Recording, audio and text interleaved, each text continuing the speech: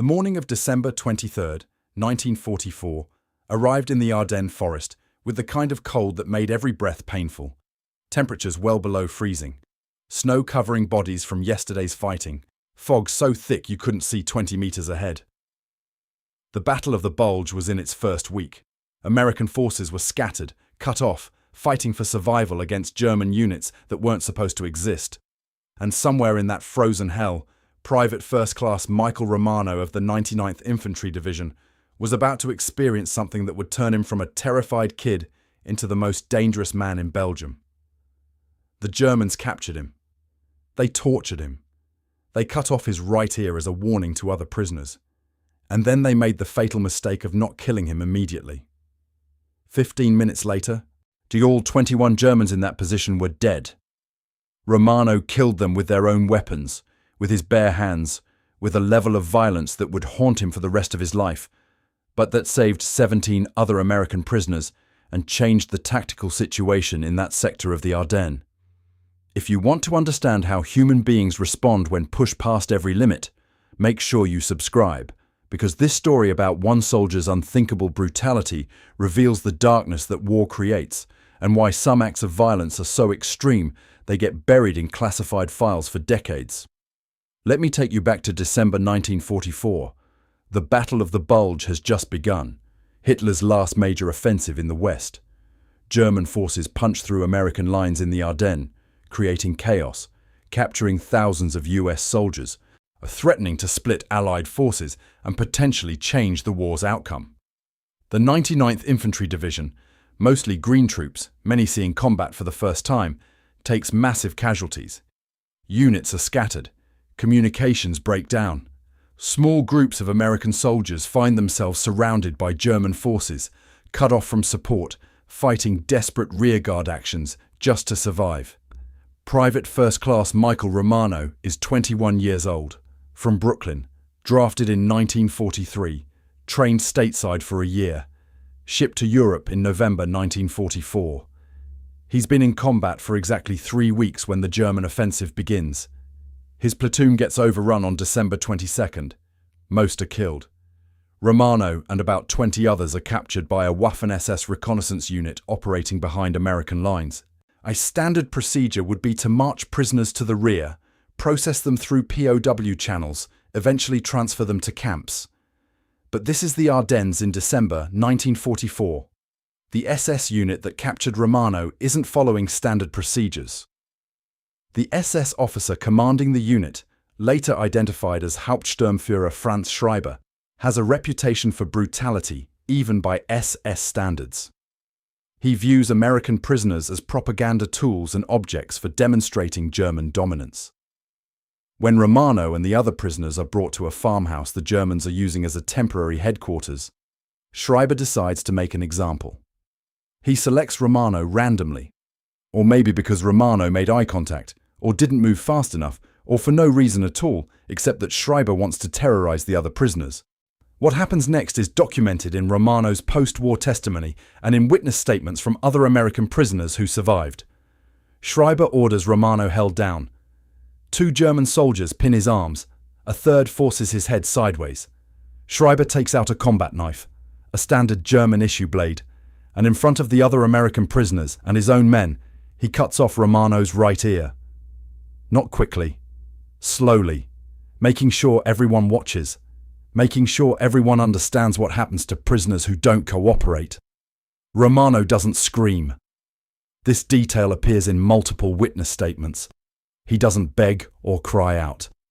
He just goes very still, very quiet, and something in his eyes changes. The other prisoners see it. Some of the German soldiers see it too. And one later testified that Romano's expression after the ear was cut off wasn't pain or fear. It was something else. Something cold and focused that made him uncomfortable, even though Romano was the prisoner and they were the captors. Schreiber throws the severed ear on the floor. He tells the other American prisoners through a translator that this is what happens to those who resist.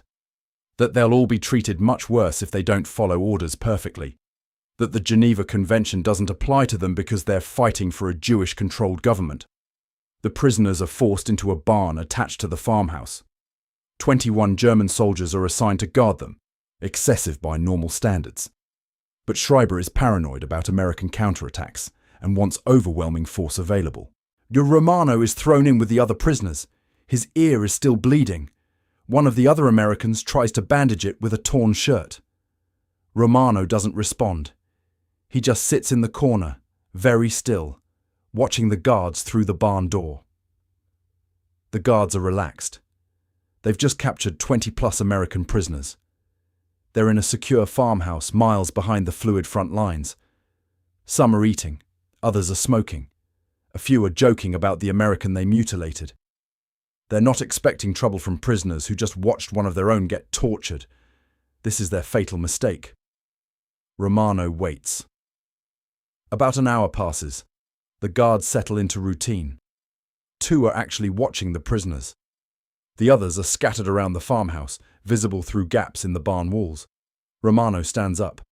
One of the other American prisoners later testified that Romano didn't say anything, didn't explain what he was about to do. He just stood up, walked to the barn door, and when one of the guards turned to tell him to sit down, Romano attacked. What happens in the next 15 minutes is reconstructed from survivor testimony and the physical evidence found when American forces retook the farmhouse 2 days later. Romano kills the first guard with his bare hands, breaks the man's neck before he can raise his rifle, takes the rifle, shoots the second guard, bursts out of the barn firing. The other German soldiers are caught completely off guard. They're in a secure area. They're not expecting an attack from inside their own position. Romano is moving fast, firing accurately, and using the confusion to kill 3 more Germans before they can organize a response. The other American prisoners, realizing what's happening, join the fight. They grab weapons from dead Germans. They attack guards who are focused on Romano. The farmhouse turns into a close-quarters slaughter. Romano is at the center of it, methodical, relentless, showing no hesitation or fear. Witnesses describe him moving through the building, shooting Germans, stabbing them when ammunition runs out, beating them to death when weapons break. He's not fighting for survival anymore. He's killing with a focused intensity that terrifies even the Americans who are helping him. The SS officer Schreiber tries to rally his men, tries to organize a defense. Romano shoots him in the stomach. Non-fatal. Deliberate. Then Romano drags Schreiber into the barn where the prisoners had been held, forces him to his knees, and, according to witness testimony that was sealed for decades, cuts off Schreiber's ear with the same knife that had been used on Romano, then shoots him in the head. 15 minutes after Romano attacked the first guard, all 21 German soldiers in the farmhouse are dead. Romano has killed at least 12 personally. The other American prisoners killed the rest. The farmhouse is secured. Weapons and ammunition are captured. Maps and documents showing German positions are found. And Romano, standing in the middle of carnage that shocks even combat veterans, is covered in blood. His own from the severed ear, German blood from the men he killed, and showing no emotion at all. And the American prisoners hold the farmhouse for 2 more days until US forces advancing in the area make contact and relieve them. Romano is evacuated to a field hospital. The severed ear is treated. There's nothing doctors can do except clean and bandage it. The physical wound heals. The psychological damage never does. Romano is debriefed by intelligence officers who want to know everything about the German positions, the SS unit, the torture. He tells them facts, unit designations, locations, what he saw. But when they ask him about killing 21 Germans in 15 minutes, he goes silent. He has nothing to say about that. Or he has too much to say and knows that saying it won't help. Romano receives the Silver Star for his actions, and the citation is vague. Extraordinary heroism in combat against enemy forces. It doesn't mention the torture or the ear or the specific details of what he did in that farmhouse. Those details go into classified after-action reports that won't be declassified for over 30 years. The army doesn't want the public knowing that American soldiers were tortured by SS units, doesn't want to publicize the level of violence that resulted, doesn't want to create a narrative where the response to German war crimes is American war crimes, even if Romano's actions were self-defense and rescue of fellow prisoners. Romano finishes the war with his unit, fights through the rest of the Bulge, advances into Germany. He's a model soldier by official standards, follows orders, performs his duties, doesn't cause trouble. But other soldiers in his unit notice that something is wrong. Romano doesn't talk much, doesn't sleep well, doesn't react to things that should provoke emotion. He's gone somewhere during those 15 minutes in the farmhouse and hasn't fully come back. After the war, Romano returns to Brooklyn, gets a job, gets married, has kids, lives a normal life on the surface. But his family knows something happened during the war that he won't discuss. His wife finds him awake at night sometimes, just sitting in the dark. His kids learn not to surprise him, not to make sudden movements, because his reactions can be frightening, even though he never hurts them. He attends veteran gatherings occasionally, but doesn't talk about his experiences. When other vets share war stories, Romano stays quiet. In the 1970s, when the classified reports from the Ardennes are declassified, reporters find Romano's story. They track him down, want interviews, want to tell the public about the American prisoner who killed 21 SS soldiers after being tortured. Romano refuses every interview request. He doesn't want the attention, doesn't want to relive it, doesn't want his family knowing the details of what he did in that farmhouse. A few reporters persist. Romano's response, according to people who knew him, is consistent. I did what I had to do to survive and save my friends. I'm not proud of it. I'm not ashamed of it. It's just what happened. Now leave me alone. The deeper significance of Romano's story isn't heroism or revenge or any clean narrative. It's what it reveals about what humans become when they're pushed to absolute limits. Romano wasn't a trained killer. He was a kid from Brooklyn who got drafted, got minimal training, got thrown into the worst battle of the Western Front, and got captured and tortured by soldiers who viewed him as subhuman.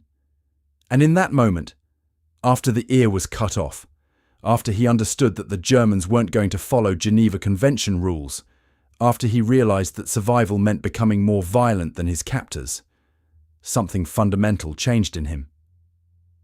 The violence he inflicted in those 15 minutes wasn't battle rage or combat instinct. Witnesses describe him as methodical, focused, eerily calm, even while killing men with his hands. He became temporarily a perfect killing machine. No hesitation, no mercy, no wasted motion. It saved his life and the lives of 17 other American prisoners. It also damaged him in ways that never fully healed. Because humans aren't meant to do what Romano did. The capacity exists, clearly, because he did it, but exercising that capacity changes people permanently. Michael Romano died in 1989 at age 66. Heart attack. His obituary mentioned his military service and Silver Star, but not the specific circumstances. His family held a private funeral. A few veterans from his unit attended, men who'd served with him after the Ardennes, but who mostly knew him as the quiet guy who didn't talk about the war. At the funeral, one of them mentioned to Romano's son that his father had saved lives during the Battle of the Bulge, that he'd done something incredibly brave that most people never knew about. The son asked for details. The veteran said he should look up the declassified records if he wanted to know. The son never did. Some stories, he decided, should stay buried with the people who lived them. The farmhouse where it happened still exists. It's a private residence now. There's no plaque or memorial. The only way you'd know what occurred there is if you found the specific coordinates in declassified US Army records and matched them to current maps. Occasionally, a military historian or researcher shows up, takes photographs, tries to reconstruct exactly what happened in those 15 minutes. But the building can't answer questions. Only Romano could have done that, and he chose silence. The story of the American prisoner who killed 21 Germans after they cut off his ear is one of those historical events that forces uncomfortable questions about war, violence, and human nature. Was Romano a hero? By some definitions, yes. He saved lives, defeated the enemy, showed extraordinary courage. Was he traumatized and damaged by what he did? Clearly. Can both things be true simultaneously? Yes. And that's the complexity that simple war narratives can't capture. That the same actions can be both necessary and destructive, both heroic and traumatic, both worthy of recognition and too painful to discuss. The Germans who tortured Romano thought they were demonstrating power, terrorizing prisoners into submission. What they actually did was create someone who had nothing left to lose and every reason to fight with absolute ruthlessness. It's a lesson about escalation, about how brutality can backfire catastrophically, about how pushing humans to their limits can create outcomes that no tactical planning anticipates. Schreiber cut off Romano's ear to break him. Instead, he created the instrument of his own death and the deaths of 20 of his men. And Romano lived with that for 45 years. Lived with the memory of what he'd done, what he'd become, what those 15 minutes had cost him, even though they'd saved his life. The severed ear healed into a scar. The psychological wounds never did. And maybe that's the real story. Not the violence itself, but the price humans pay for becoming what survival demands. And the silence that follows when words can't adequately describe what happened in those moments, when everything human gets stripped away and only the will to survive remains.